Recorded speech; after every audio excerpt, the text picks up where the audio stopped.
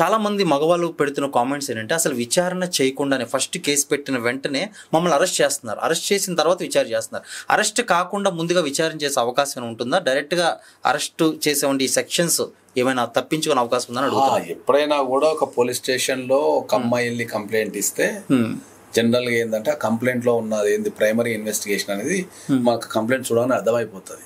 Okay, అర్థమైపోయిన తర్వాత దాంట్లో ఉన్న సీరియస్నెస్ని బట్టి దాన్ని ఇమీడియట్లీకి ఎఫ్ఐఆర్ చేయాలన్నా లేకపోతే ఏమన్నా కౌన్సిలింగ్ లాంటివి ఏమైనా పెట్టాలనేది the investigation officer will decide.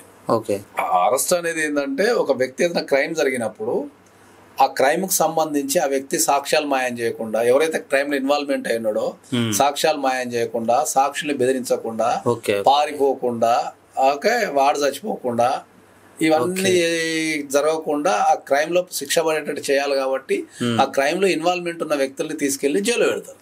Okay, ఆడెక్కడికి పోకుండా ఒక 4 గోడల మధ్యలో పెట్టేస్తారు.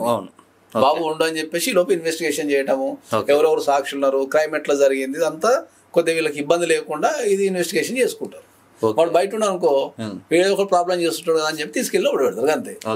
జడ్జికి ఎప్పుడైతే నమ్మకం కలుగుతుందో, ఇన్వెస్టిగేషన్ అయిపోయింది, లేకపోతే సాక్షులు బెదిరించాడు, వీడు పారిపోవడానికి నమ్మకం కలుగుతో, అప్పుడు షూరిటీల మీద వాళ్ళు వదిలిపెట్టేస్తారు.